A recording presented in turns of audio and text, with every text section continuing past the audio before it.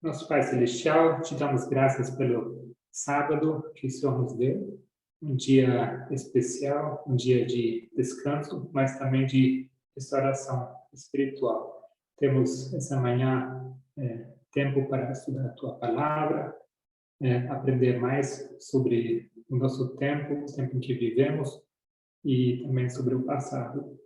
Pedimos que o Senhor seja presente neste momento para que seja uma bênção para cada um aqui participando e também aqueles que vão talvez assistir em outro momento.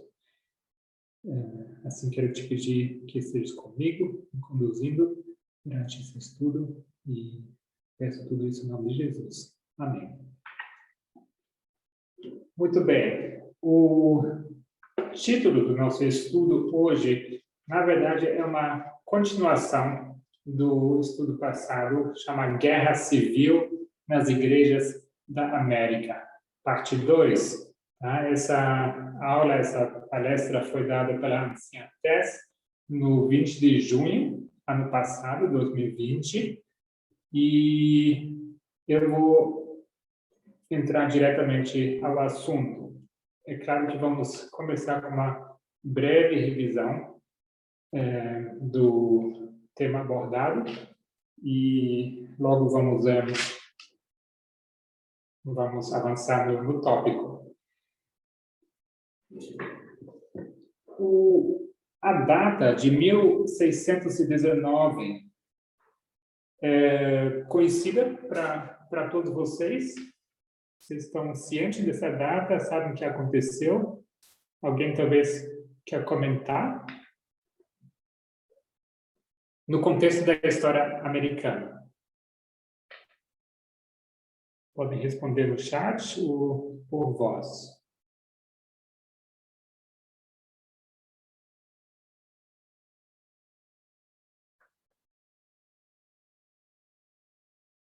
Não? Bom, ano retrasado, 2019, essa data apareceu bastante na mídia. A gente tem publicado artigos no Media Broadcast. Tá? Eu não posso deixar de reforçar quão importante esses artigos que a gente está publicando.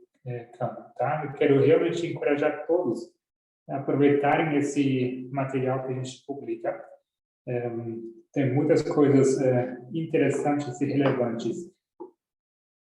1619 tem uma importância na história dos Estados Unidos, da América, no contexto da história da escravidão.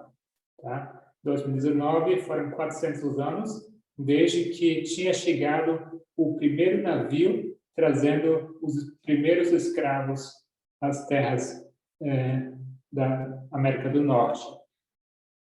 Vocês podem pesquisar a respeito dessa história, mas foi aí que começou essa história, essa tragédia, e por isso o ano 1619 é uma data significante. Tá? Mas não é só por isso que essa data nos interessa. 1619 também foi um ano em que foi introduzido o primeiro decreto dominical. Naquele tempo, ainda por um governo representativo. Né? E é por isso que marcamos aí nessa data, nesse ano, 1619, a união entre igreja e Estado. Tá? Então, é por dois motivos essa data é significante. Primeiro, navio trazendo escravos à América do Norte e também um primeiro decreto dominical. Na história que segue, depois de 1619, temos novamente uma separação da Igreja e Estado devido à Revolução Americana, tá, que ocorre, e também pela formulação da Constituição. Tá? Vocês, imagino, já estão bem familiarizados com essas palavras que falam que todos os homens são criados iguais. Se eles tivessem entendido isso no verdadeiro significado da palavra, eles teriam também chegado à conclusão que a escravatura também deveria ser abolida. Mas na Constituição, então, eles formulam claramente que Igreja e Estado deveriam ser separados. E que não iria ter tal coisa como alguma denominação privilegiada ou reconhecida especialmente pelo Estado. Tá? Nesse contexto, temos um personagem que é muito importante. Tá? Eu imagino que vocês já sabem, mas é o Thomas Jefferson. Tá? Esse nome a gente abordou bastante aqui já nos estudos. Thomas Jefferson, ele foi muito importante nesse ponto que eu acabei de mencionar. Ele, o ano 1798, ele foi o ano de eleição entre os candidatos Thomas Jefferson e John Adams. Tá? Então, tudo isso é história que a gente estudou com bastante detalhe já. Agora, no estudo passado, nos estudos passados, a gente falou sobre as assim chamadas ovelhas ninja. Tá? Todo mundo lembra? Espero que sim. Essa expressão um pouco estranha, ou talvez engraçada, ela vem de um grupo de cristãos conservadores que eles se chamam ou se autodenominam dominionistas, tá? E eles têm essa estratégia, esse plano de infiltrar a sociedade com as tais chamadas ovelhas ninja, tá? Então, eu acho que essa imagem está clara para todo mundo, tá? Ovelhas, porque se dizem cristãos, tá? E ninja, porque vão infiltrar de forma escondida e fazer, vamos dizer, uma missão especial. E são altamente capacitados para cumprir essa missão. Tá? Então, daí essa expressão ovelhas ninja.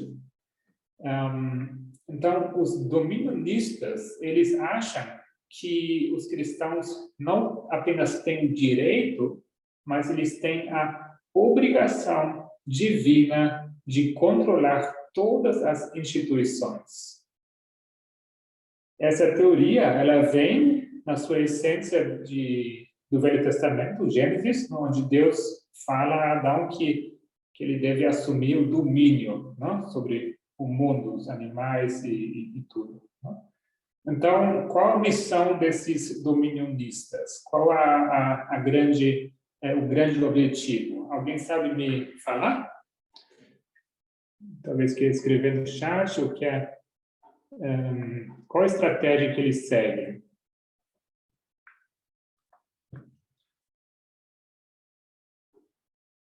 Eu acho que como professor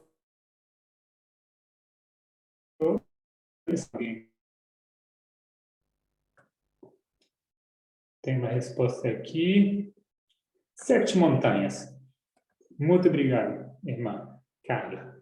7 montanhas, exatamente. Tá? Então, quais são essas 7 montanhas? Controlar família, religião, artes e entretenimento, mídia, governo, educação e negócios, empresas. Tá? São essas as 7 montanhas que os dominionistas pretendem assumir o controle.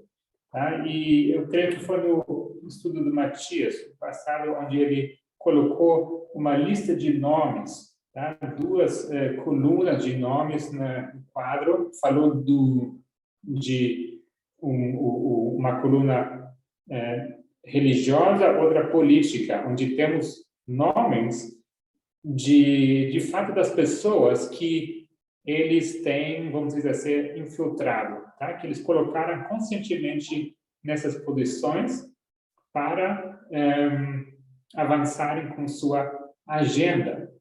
Eu vou compartilhar aqui rapidamente a tela e só para vocês terem esses nomes presentes. Então, a gente tinha aqui no lado da coluna religiosa esses nomes aqui. David Barton, tá? Esse nome a gente vai falar em mais detalhe hoje. Lance, eu não consegui ler direito. Paula White, Ralph Drollinger e Kenneth Copeland. Tá? Cada um desses nomes vale a pena uma pesquisa, uma leitura mais aprofundada. Tá? Esses nomes não são aleatórios.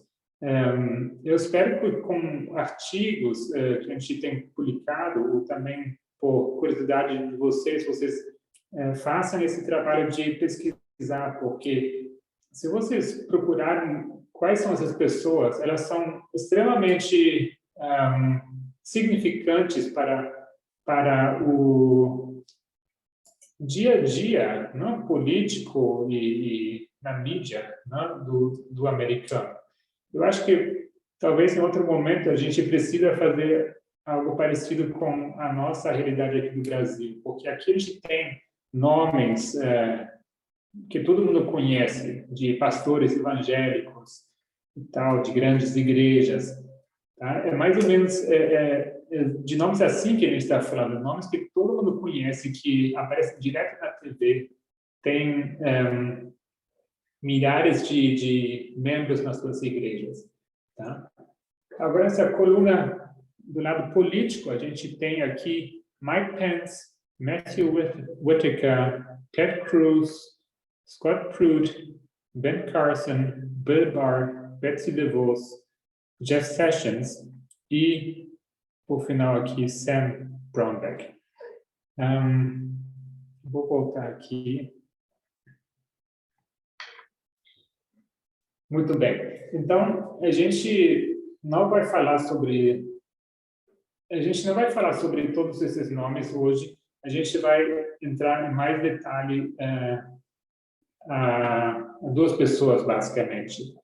Tá? David Barton e também como que fala ele? Como que chama? Perdão, perdi o nome aqui. Sam Brownback, tá? O último nome.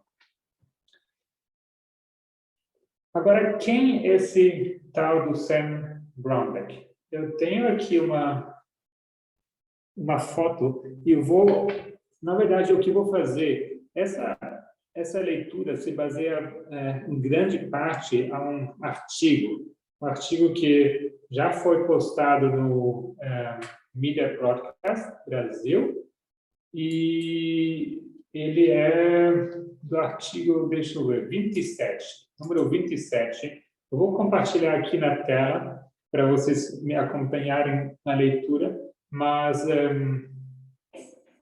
a gente vai avançar passo a passo. Então, quem é esse Sam Brownback? Eu tenho aqui uma foto dele. Esse aqui é o Sam Brownback, tá bom? E vamos ler um pouco sobre ele.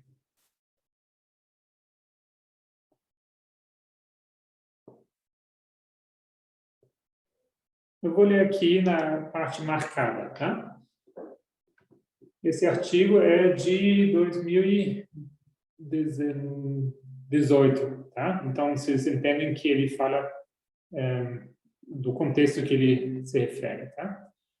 Então, aqui fala, com o voto de desempate do vice-presidente Mike Pence, o Senado confirmou, na quarta-feira, a figura do governador do Kansas, Sam Brownback, um religioso de direita de longa data, extrovertido e impopular, como embaixador geral dos Estados Unidos da América para a liberdade religiosa internacional. Tá? Então, notem esse título dele, tá? Extremamente importante, porque é disso que a gente quer falar hoje. Tá? Ele é embaixador geral dos Estados Unidos da América para a liberdade religiosa internacional, o ERA, no tempo de Trump. Figuras cristãs como o reverendo Johnny Moore, que serviu no Conselho de Divulgação Evangélica do presidente durante a campanha de Trump, elogiaram Brownback como um defensor consistente, eloquente, competente e apaixonado por essas questões, ou seja, as questões da liberdade religiosa. Grupos como a campanha dos direitos humanos e Lambda Legal, por outro lado, castigaram a votação citando o registro anti-LGBTQ de Brownback como governador e ex-membro do Congresso. Tá? Então, por um lado, a gente tem aqui religiosos, tá? Nomes do mundo religioso que elogiam essa escolha, tá? Desse Sam Brownback, porque ele é uma pessoa eloquente na defesa da liberdade religiosa, segundo eles, mas temos ao outro lado, temos aqui grupos de direitos humanos, grupos de defesa dos direitos LGBTQ, que ficaram bastante preocupados com essa escolha, porque ele tem um histórico de um registro, não, de ter se manifestado contra o movimento LGBTQ.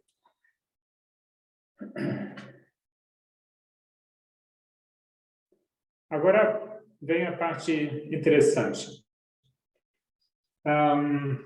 Diz assim: mas o menos óbvio e menos importante, e não menos importante, perdão, ele é um grande apoiador de David Parton, o tão criticado historiador nacionalista cristão, cuja perspectiva profundamente distorcida da história americana tem sido utilizada por vários políticos republicanos para reforçar uma falsa narrativa da América como nação historicamente cristã. Tá? Vocês verem, esse aqui, o David Parton, tem outra foto dele aqui, esse aqui, tá? Esse homem de quem a gente está falando. Ele se diz historiador, tá? Agora, ele não tem, como a gente vai ver, não tem nenhuma formação acadêmica na área, ele é autodidata, e ele defende essa falsa narrativa, tá? Que a América sempre foi, desde os inícios, uma história, uma nação cristã. A associação do governador cessante com Parton é de longa data. Brownback tem se referido frequentemente a Parton como um dos meus grandes heróis pela sua preservação da bela herança americana. E apareceu também no programa de rádio Warbirds de Parton. Ou seja, esse novo embaixador dos Estados Unidos pela liberdade religiosa e esse historiador cristão fundamentalista, ambos têm uma amizade há muito tempo, tá? Esse Brownback, ele já apareceu no programa de rádio desse Parton e vice-versa. Eles têm uma relação há muito tempo, tá? Como fala aqui também, Barton também liderou os cafés da manhã de oração de 2013 no Kansas, durante a época de Brownback como governador. Tá? Então, um convidava ao outro, porque eles se entendiam muito bem com respeito às ideias, à ideologia. Entretanto, Barton é mais conhecido por uma série de livros, incluindo Intenção Original, Os Tribunais e a Constituição e a Religião. É um título de um livro. O segundo livro, As Mentiras de Jefferson. Tá? Se refere a esse Thomas Jefferson que a gente acabou de mencionar, que foi importante para a questão da liberdade religiosa. E esses livros argumentam que a América foi fundada por cristãos evangélicos como uma nação cristã e que os pais fundadores pretendiam que a América fosse governada com base em princípios cristãos.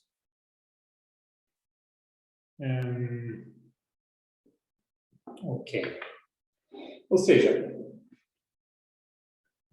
o homem que Trump tinha apontado como embaixador geral dos Estados Unidos da América para a liberdade religiosa internacional, tem como um dos seus maiores heróis, diz assim no texto, David Barton. Yeah? E o que o David Barton faz? Ele destrói a história literal dos Estados Unidos. Tá? Ele conta uma versão própria dessa história, uma versão romântica, talvez, tá? Que tudo foi perfeito e que eram todos cristãos e sempre foi o objetivo ter uma nação cristã. Tá? E fazendo isso, destruindo essa história literal, isso tem impacto na aplicação espiritual do nosso tempo presente. Tá? E a gente vai esclarecer isso mais para frente.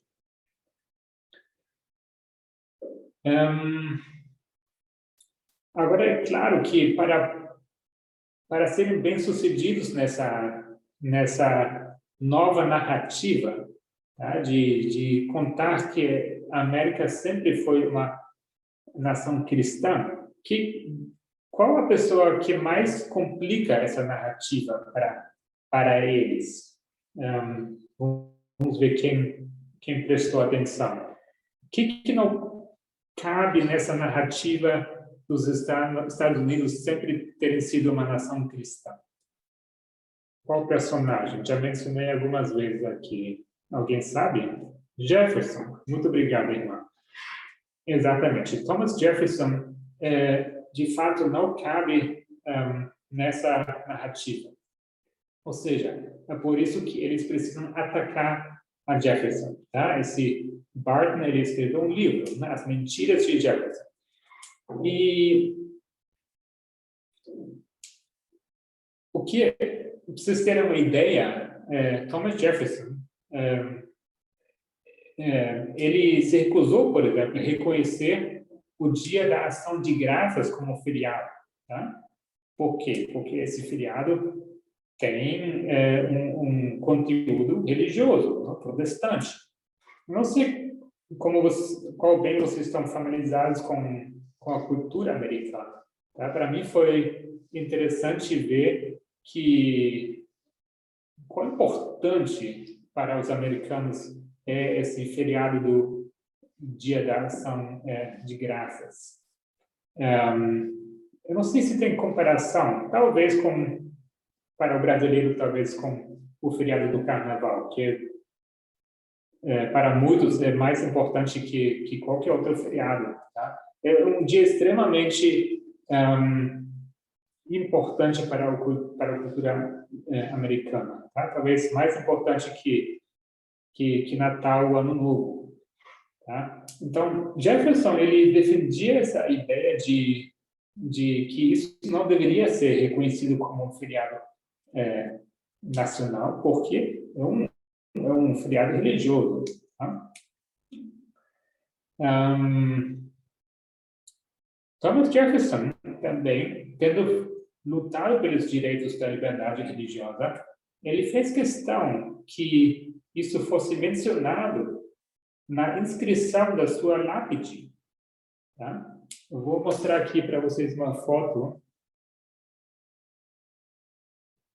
Aqui. Essa aqui é a lápide. Para quem entende inglês pode ler aqui, mas eu vou ler também em português. Então, nessa lápide, o Thomas Jefferson, ele mesmo que escolheu o texto e planejou como era para ser,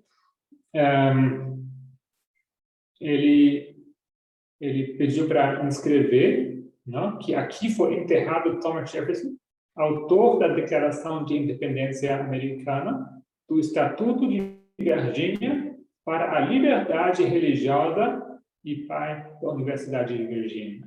Tá?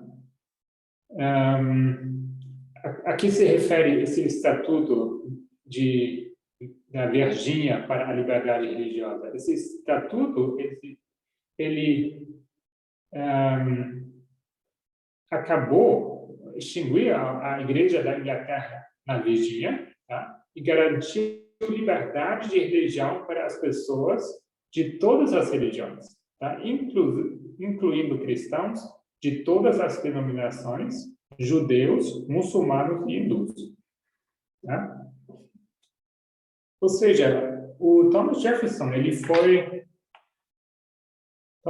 foi crucial, não, para a formulação também da primeira emenda. Quem lembra? Primeira emenda. Alguém lembra de que se trata a primeira emenda da Constituição? Liberdade de expressão? Matias. Sim. Exatamente. Entre outros, tá? O que diz a primeira emenda, tá? É o seguinte: o Congresso não deverá fazer qualquer lei a respeito de um estabelecimento de religião, ou proibir o seu livre exercício, ou restringindo a liberdade de expressão, ou da imprensa, o direito das pessoas de se reunirem pacificamente e de fazerem pedidos ao governo para que sejam feitas reparações e queixas. Tá? Então, é por isso que eles precisam remover Thomas Jefferson da história. Tá? O David Barton, ele tem tido bastante sucesso com isso. Tá? Mesmo ele sendo bastante amplamente desacreditado como historiador, com essa narrativa dele, ele tem tido bastante sucesso.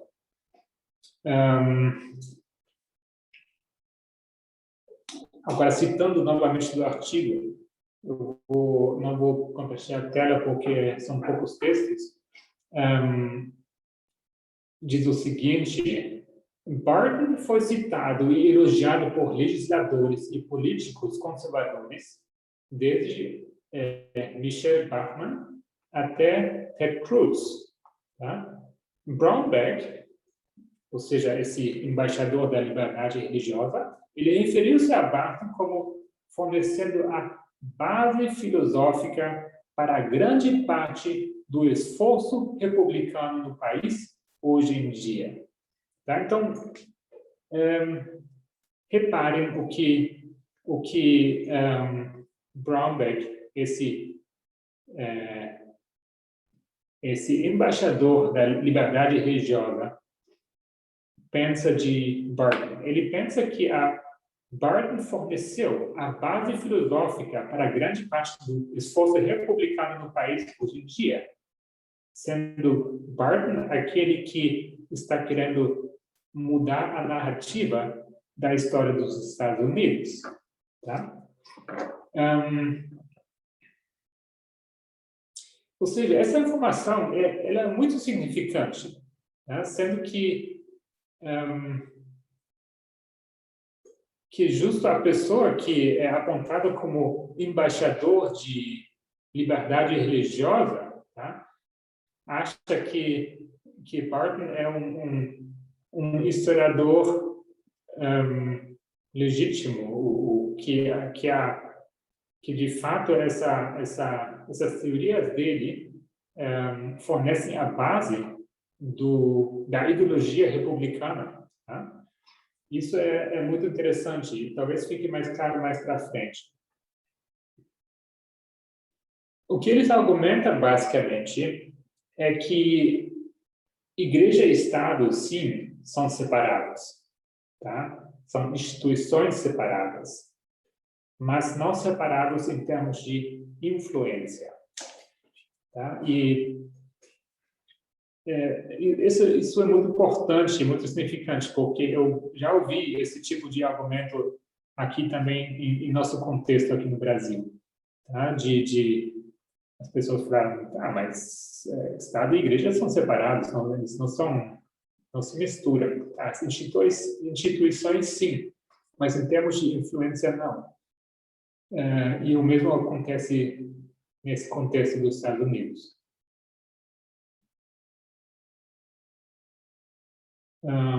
Então, vamos considerar um pouco mais o que falamos sobre Jefferson em 1798, com relação a o que acontece hoje no Partido Republicano. Eu vou compartilhar a tela de novo com aqui uma nota sobre o Barton, tá? Que diz: Barton é um historiador e ativista autodidata, recebeu pouca formação histórica formal e o seu único diploma credenciado é um bacharelado em educação religiosa da Universidade Evangélica Roberts, tá? E depois ele recebeu um doutorado pelos livros que ele publicou. Aí continuamos aqui. À medida que a prominência política de Brombeck se expandiu nos últimos anos, o trabalho de Barton tem sido regularmente defendido pela direita cristã e os políticos num sentido geral. Em 2010, Glenn Beck chamou Barton, então, o homem mais importante da América, pelo seu trabalho como historiador. Em 2011, no noticiário da TV do ex-político Mike Huckabee, disse aos participantes numa conferência que todos os americanos deveriam ser forçados à mão armada a ouvir Barton. Ok? Entendem que quem apoia esse homem é o embaixador da liberdade religiosa. Tá? Vou repetir: todos os americanos deveriam ser forçados à mão armada de ouvir a Barton. Então, vamos manter em mente o impacto, tá? O impacto dessa história passada em nosso presente. O movimento abolicionista, ele levou diretamente a qual movimento? Quem sabe me responder? O movimento da abolição. Levou para qual movimento? Eu acho que o movimento dos direitos civis. Numa sequência, a gente está agora numa linha dos anos 1800, tá? 1900 seria o movimento dos direitos civis. A gente está nos começos dos 1800 com o movimento de abolição, e esse movimento levou em direta sequência a outro movimento, uma primeira onda.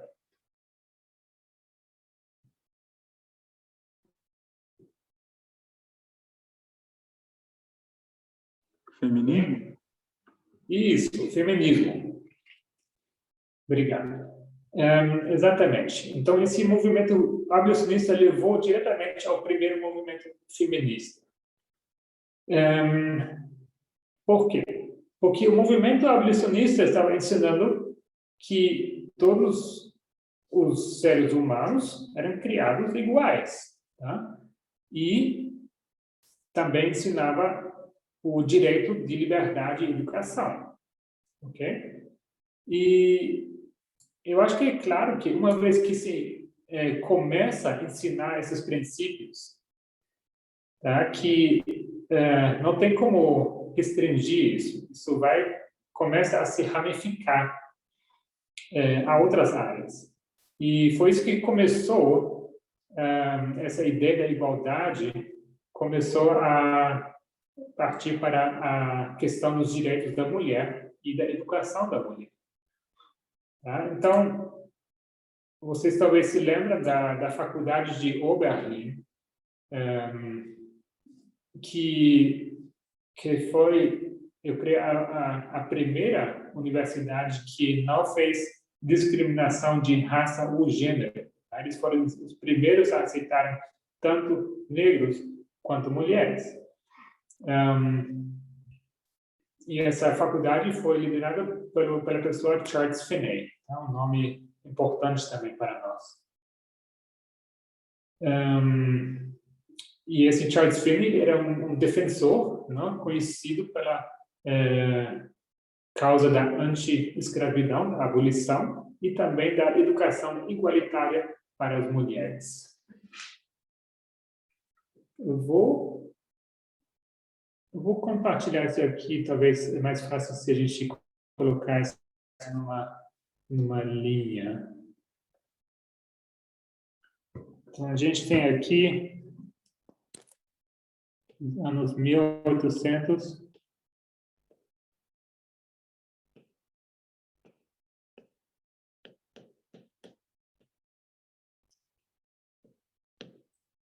movimento abolicionista que levou diretamente ao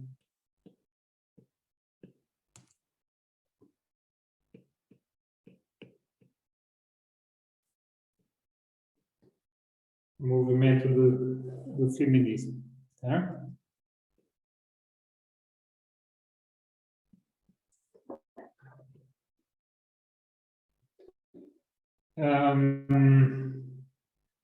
E o que segue depois desse movimento feminista? Talvez isso é mais desconhecido, mas isso evolui também para os começos de um movimento em prol dos direitos LGBT, tá? Isso ainda era um assunto bastante estigmatizado naquela sociedade, naquele tempo, mas já temos aqui os começos. Ou seja, para vocês seguirem o raciocínio, essa ideia de direitos iguais para os escravos, consequentemente, teve que levar ao próximo passo, tá? Que é o movimento com respeito à igualdade das mulheres, tá? E isso, em consequência, levou também à defesa dos direitos LGBT, tá? Então, vamos lá. O tempo está correndo e tem muito conteúdo aqui ainda.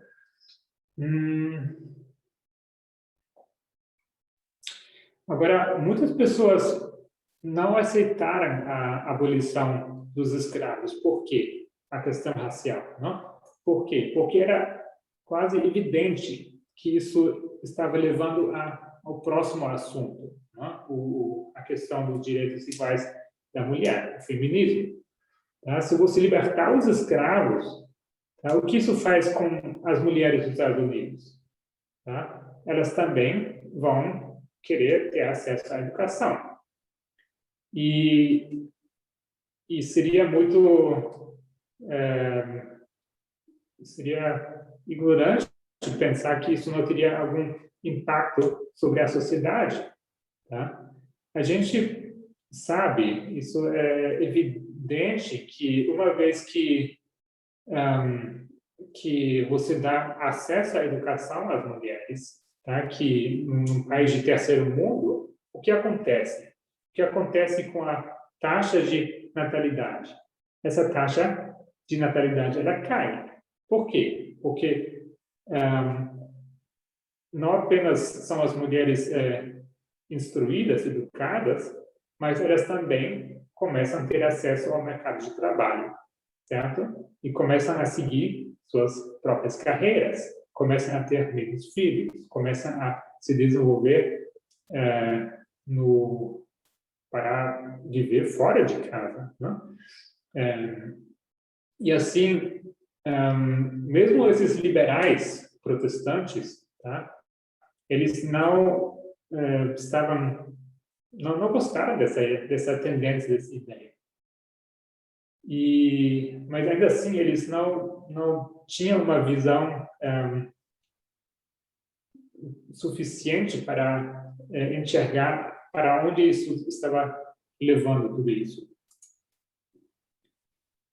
Ou seja, o que nós podemos ver é exatamente essa sequência de passos, tá? Abolição, feminismo, LGBT, que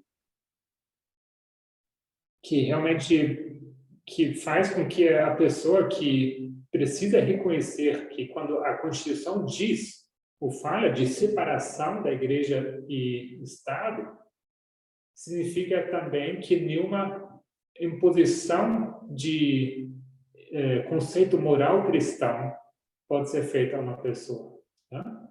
Significa também que o Estado não pode discriminar a ninguém, tá? Que todos os homens e mulheres são criados iguais, tá? Independente da sua cor ou preferência sexual. Se você faz se você dá o primeiro passo em interpretar a Constituição dessa maneira, você tem que seguir essa lógica, tá? E assim, como já foi mencionado, nos anos 1900, temos aqui, então, uma linha que seguiu exatamente essa mesma sequência. Dessa vez, o movimento de direitos civis,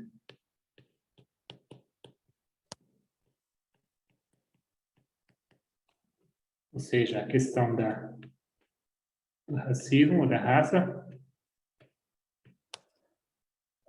Isso levou para uma segunda onda feminismo.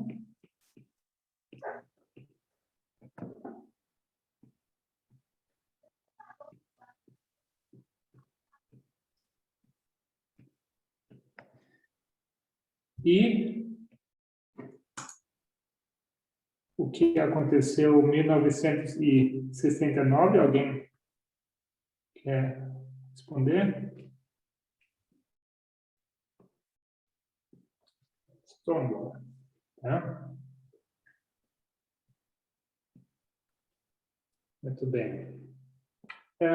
Nesse ponto, a anciã Tessa ela faz um pequeno discurso, tá? Ela começa a entrar num outro assunto, não tão outro assunto, mas o que a anciã Tessa faz aqui, ela faz um pequeno discurso a um assunto que deixou ela bem alarmada, tá? A questão das redes sociais, tá? Ela cita aqui o que ela vem observando no Facebook, tá? Ela explica que ela mesma não usa muito o Facebook, ela tem essa rede social para manter contato com algumas pessoas e tal, mas não é particularmente ativa nessa plataforma. Mas o que ela vem observando o que ela chama de fato uma crise, tá? No movimento. E por que isso? Porque ela viu que como a maneira de interagir nessas plataformas de pessoas do movimento, como isso acabou sendo como eles assumiram uma linguagem muito problemática, tá? E a gente vai explicar isso um pouco melhor. O ponto que queremos explicar é que nós, como movimento, nós somos embaixadores, tá? Estamos embaixadores aqui nesse mundo, não para defender a nossa própria causa, mas para representar alguém, não? E logo, o que a Ciantes faz, ele cita o exemplo da Hillary Clinton. Quem sabe me dizer quais foram as razões por que a Hillary Clinton perdeu as eleições? Bem simples, assim, não nada elaborado. Palavras-chave. Alguém que tem uma ideia?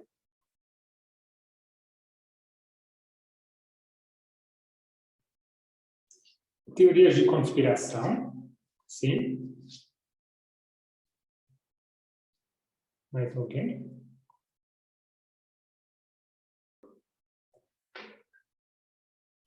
Sim, João Pedro, obrigado. É justo esse ponto que nos interessa. Matias, foi graça. Então, se a gente pudesse resumir, Putin, não, teve um papel significante nessa perda da eleição. Steve Bannon, não? Rai falou aqui, fake news. Exatamente, Steve Bannon, essa campanha, não, de fake news. Eu acho que o próprio sexismo que existia na sociedade, não, contribuiu também, para as pessoas pensarem que ela não seria capaz de desempenhar essa função. Mas, e assim foi como foi mencionado aqui por duas pessoas, ela cometeu vou chamar de deslize, tá? Mas foi um deslize extremamente grosseiro. Ela cometeu um erro, de fato, né, de chamar uma grande parte da população americana, chamam eles de deploráveis. Tá? O que é deplorável? Tem essa conotação de algo que provoca pesar ou consternação, mas também quer dizer que algo que desperta, exatamente, algo sem valor, não? Como dito aqui no chat. Que desperta aversão, que é abominável, detestável. Tá? Significa o sentimento de que uma uma coisa está debaixo de consideração, algo que está sem valor ou merecedora de escárnio. Tá? Então, se a gente considerar que nós saímos, tá, do adventismo conservador, nós temos a responsabilidade de apresentar a verdade, tá? E a gente não pode cair no erro de direcionar esse ódio que a gente carregava em nós, enquanto éramos conservadores, e agora direcionar esse ódio a um outro grupo. Tá? Isso foi o erro do FFA. Tá? Então, a Hillary Clinton ela perdeu porque chamou a população de pessoas que não mereciam consideração, que eram sem valor e mereciam escárnio. Tá?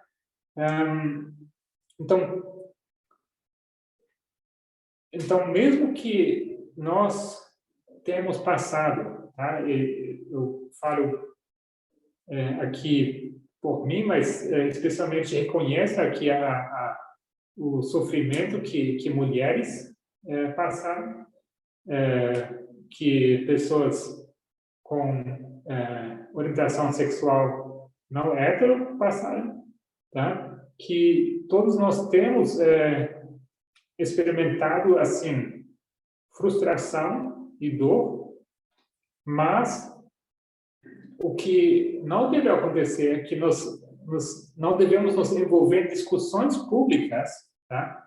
Na presença de sacerdotes, ou levitas, não pessoas do mundo, e mal representar, ou representar de forma errada o reino, né, que nós representamos, porque nós representamos o reino de Deus. Então, entrar nesse tipo de baixar para o mesmo nível, tá, de se engajar em discussões e de ofender aqueles que a gente, ou aqueles que não concordam conosco, é muito problemático, tá? É muito problemático, talvez é muito suave, tá? É simplesmente perigoso e errado. Não devemos fazer, porque nós somos um movimento que representa a um outro reino, tá? Que não é dessa terra. E a gente sabe que atualmente há pessoas, né, na África, por exemplo, alguns países africanos, né, que sofrem pena de morte. Por quê? Porque há protestantes fundamentalistas americanos, tá, que têm influência nesses países e que começaram a influenciar, né, que esses grupos de LGBT que sejam negados os direitos a esses grupos, tá? E na verdade são direitos humanos que essas pessoas que todo mundo tem, né? Então a gente precisa entender que é muito perigoso, né? O que eles fazem é impor a sua moralidade protestante. Eles querem impor sua moralidade sobre essas pessoas, né? Então a gente não pode cair e cometer esse mesmo erro, não? Se a gente imagina uma escada, tá? Se a gente começa aqui com a questão da raça, aqui a questão do gênero e logo LGBT, essa evolução, esses passos, eles são projetados para quê? Para mudar nosso coração e para trazer um nível de empatia e amor e respeito a cada ser humano, tá? E não apenas para com as pessoas que concordam conosco, tá? Então, chamar um Trump, ou vou falar um Bolsonaro, não, de idiota ou de qualquer coisa, não tem cabimento, tá? Porque nós representamos o reino de Deus, não? E não pode ser representado com esse tipo de linguagem. A esquerda, a política, a esquerda está cometendo esse mesmo erro. E nós somos da esquerda, tá? Nós temos um lar no reino não temos um lar no reino de Trump, nem do Bolsonaro, tá? E tampouco do Lula ou da Hillary Clinton, né? E uma vez que a gente entende isso, eu acho que a gente, se a gente entender que a gente representa a outro reino, né, talvez fica mais claro entender que a gente precisa ter cuidado e muita cautela como a gente se direciona às pessoas que não concordam conosco, tá? Então, esse ponto a anciã Tess faz nesse estudo, que ela estava bastante alertada com essa questão. Ela descreve isso de fato como uma crise que estava acontecendo no movimento. E eu não sei, talvez digo que me parece que isso não é algo que foi bem entendido ou superado, pelo menos não aqui no Brasil. Tá? Então, é um ponto muito importante.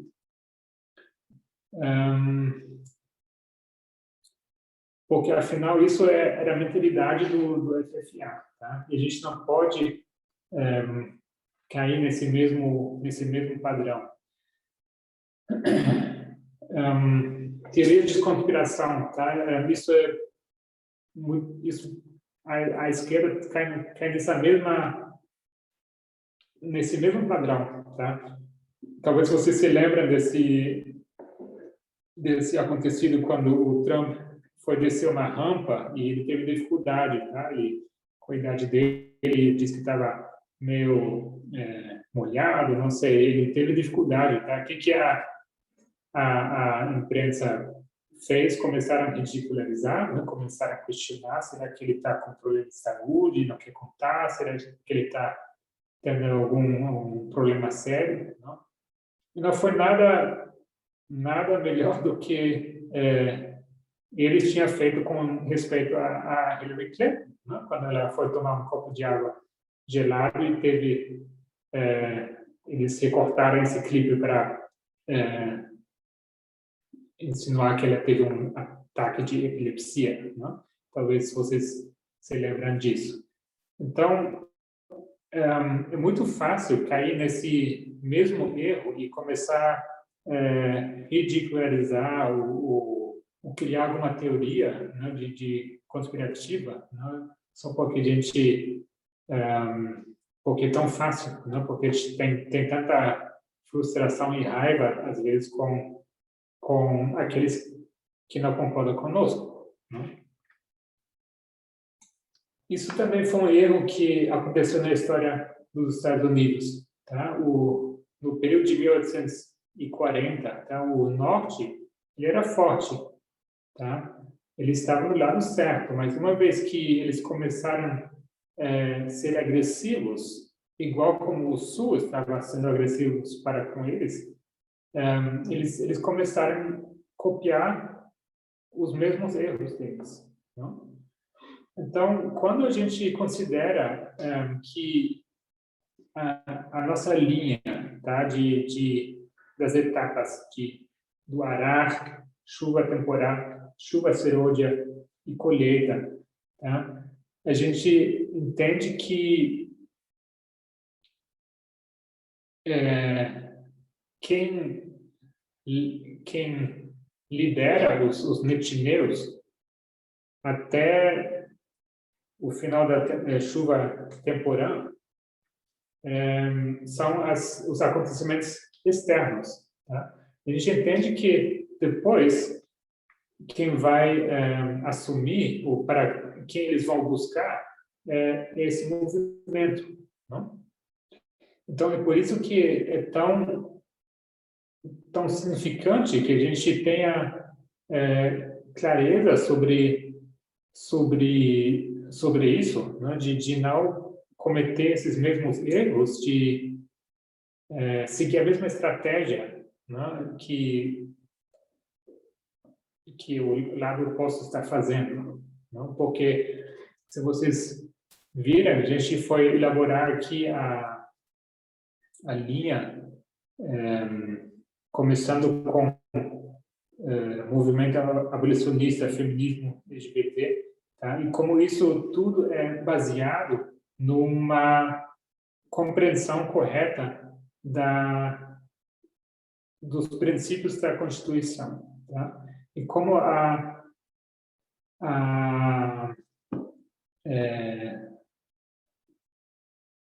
o protestantismo fundamentalista vem atacando essa história, tá? Como eles precisam atacar esses princípios da história para poder defender suas teorias ou suas convicções hoje, né? Se a gente entende como hoje eles se opõem à causa dos LGBTQ, do feminismo, etc. A gente precisa entender que isso tem uma história por trás, tá? Que eles precisam recontar, precisam mudar essa história, esse passado dos Estados Unidos para poder defender, para poder sustentar essa sua mentalidade, né? Essa sua política. Tá? Isso, talvez em outro momento a gente pode continuar a estudar isso, porque eu creio que é algo que vem acontecendo também aqui no Brasil, essa questão de mudar a narrativa, tá, da história do país, que as coisas não foram tão problemáticas assim, né? A gente ouve isso com frequência, né? Pessoas que estão abertamente negando o passado e querem escrever uma nova história, recontar. Eu vou encerrar o estudo por aqui. Tá? Me perdoem se talvez no final foi um pouco confuso, mas eu espero que vocês tenham conseguido seguir o que foi exposto aqui, né? Essa questão desses personagens que a gente precisa se familiarizar. Esses nomes são importantes porque eu creio que essa influência deles ultrapassa, né, as fronteiras dos Estados Unidos. E, mais uma vez, quero encorajar que vocês leiam os artigos. Eu vou, para vocês verem, são os artigos 27, deixa eu ver se eu tenho eles aqui. Artigo 27, 24, 25 e 27, tá bom? Vocês podem entrar no grupo Media Broadcast Brasil. Na descrição do grupo vocês têm acesso a uma pasta onde estão todos os artigos arquivados. Então, se vocês puderem, tomem o tempo para ler os artigos 24, 25 e 27, tá? Que eles estão diretamente relacionados ao assunto que estudamos hoje. E com isso, eu queria encerrar com uma oração, que pudesse ajudar comigo. Vamos nos ajoelhar. Senhor nosso Deus, te damos graças pela manhã, pelo estudo. Temos visto como é importante, como é crucial entender história, como isso tem um impacto ao nosso tempo, como temos responsabilidade de conhecer o nosso passado, para não sermos enganados nesse tempo que vivemos. Pedimos que o Senhor continue conosco nessa manhã, também no nosso próximo estudo, e peço tudo isso em nome de Jesus. Amém.